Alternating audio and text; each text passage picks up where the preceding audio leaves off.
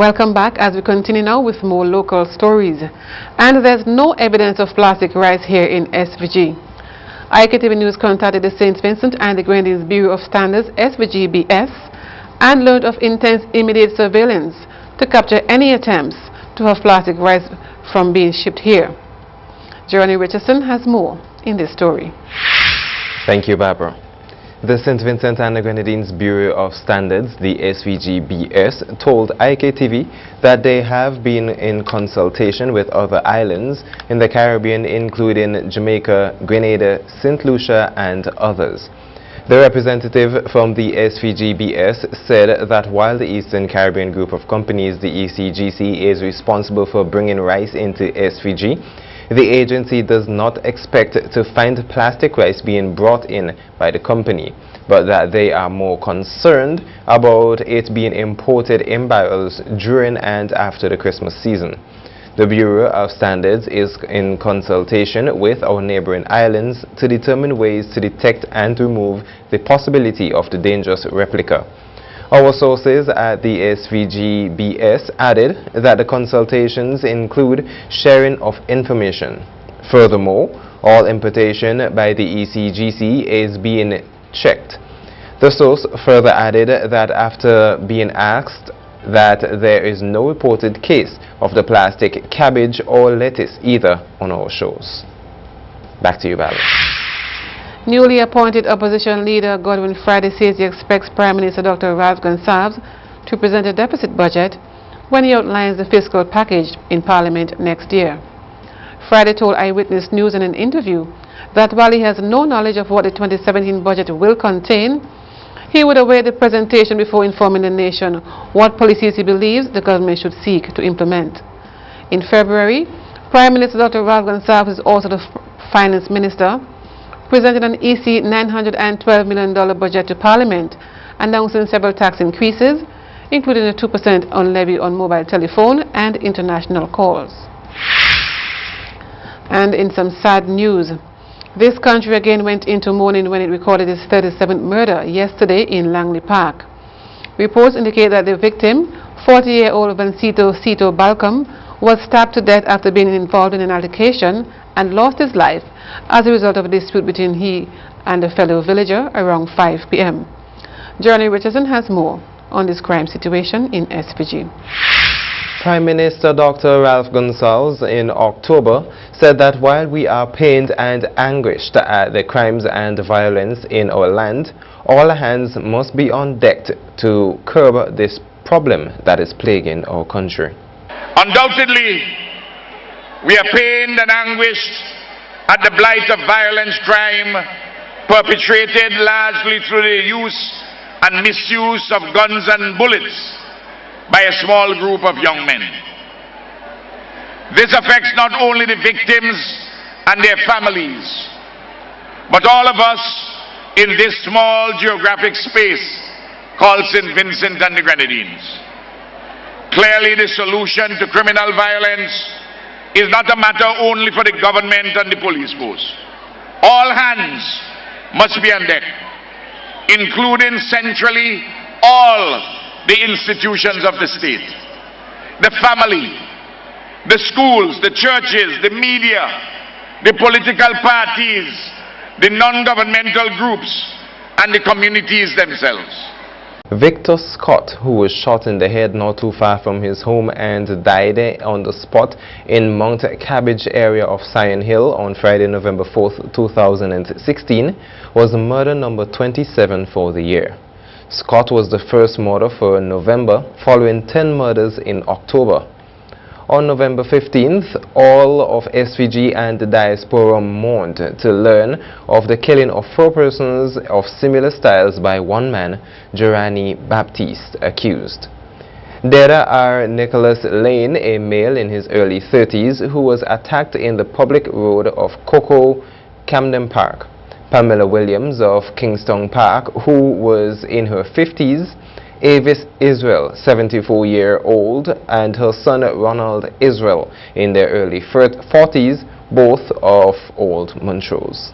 At 11 p.m. November 13th, 2016, the police received a 911 call that someone was killing someone at Coco Camden Park.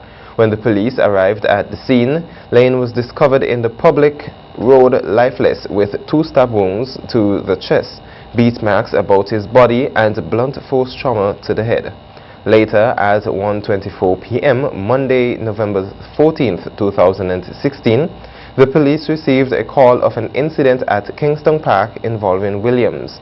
When the police arrived, Williams was found motionless in bed with blunt force trauma to the head. The Israels were discovered yesterday about 9 a.m. with blunt force trauma to the head.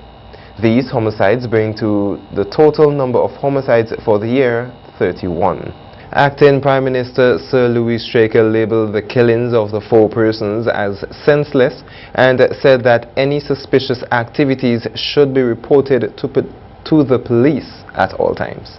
Our nation is in a state of mourning over these senseless killings. The Honorable Prime Minister and Minister of National Security, Honorable Dr. Ralph Gonsalves, who is presently out of state attending the COP22, that's the climate change meeting in Morocco, has expressed his profound sadness on the untimely death of these 4 loved ones. He will be attempting to make direct contact with the aggrieved families. I, too, will express my condolences to all the families. I have already done so in the case of 3 of them. So on behalf of the government and people of St. Vincent and the Grenadines, I express sincerest condolences to the 4 families affected by this tragedy. The public is, however, reassured that there is no need to be unduly alarmed and that any suspicious activity should be immediately reported to the police. Sir Louis Straker added that such acts bring profound grief to all Vincentians. I want us to realize that whenever in the course of our history or our experience we are faced with the level of criminality of such a diabolical proportion as we have experienced on Sunday night, then the whole nation is turned to mourning. The tragic and senseless killings of 4 people without any provocation, without any cause, people who are minding their own business, in the space of less than 8 hours, we know that it brings profound grief to all of us. He also asked that all churches give their support to the families of the victims. I am calling on all Vincentians. I am calling on all the churches in this country, which would include the Christian Council, to make sure that they lift up these families in their prayers and they give them as much support as they possibly can, because indeed this is a terrible crime that has been committed against these people, and these families have been plunged into deep mourning.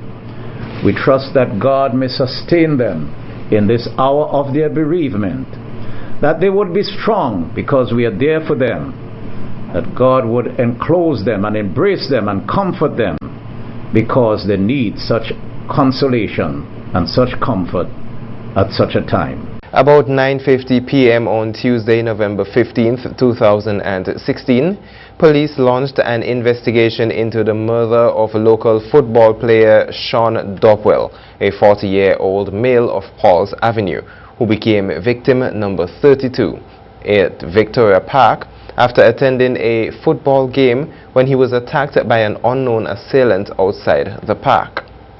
The 33rd murder for the year was victim Edgar Reed of Bookament. The 60-year-old shopkeeper received a bullet to the forehead about 7:40 p.m. on Wednesday, November 16th, 2016, during a robbery at his business place.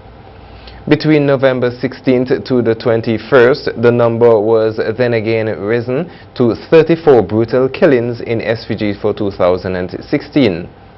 Police officers attached to the Rapid Response Unit, the RRU, and the drug squad swooped down on Paul's Avenue on Friday the 25th of November in reaction to the murder rate in the country.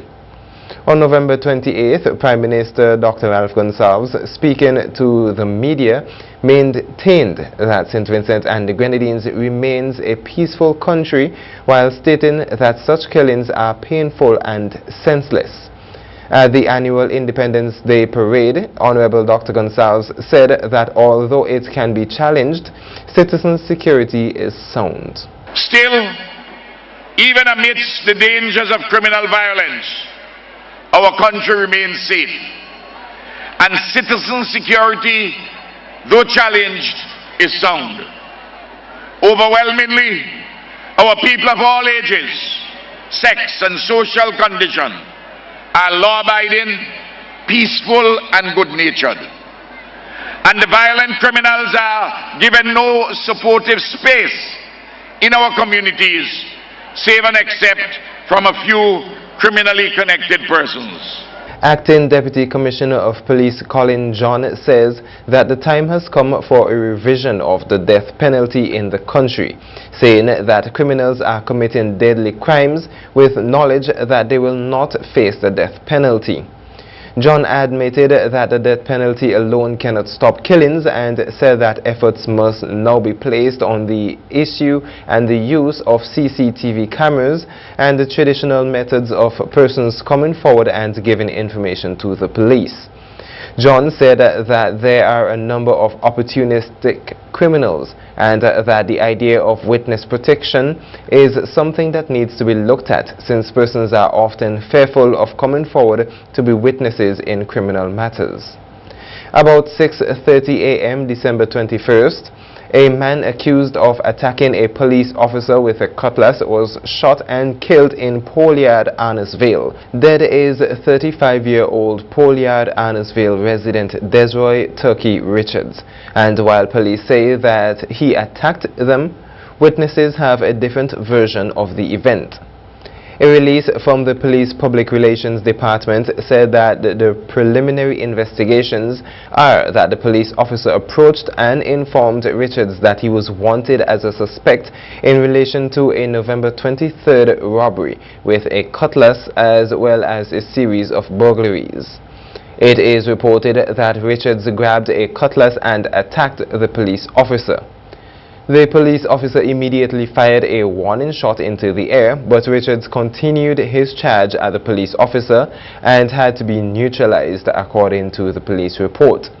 He received a bullet wound to his side and was immediately rushed to the Milton Cato Memorial Hospital by police officers, where he was pronounced dead on arrival. The 37th murder also took place on the 21st of December yesterday in Langley Park, where Vancito Cito Balcom was stabbed to death. I am Jeroni Richardson reporting. Stay with us, the sporting highlights are up next.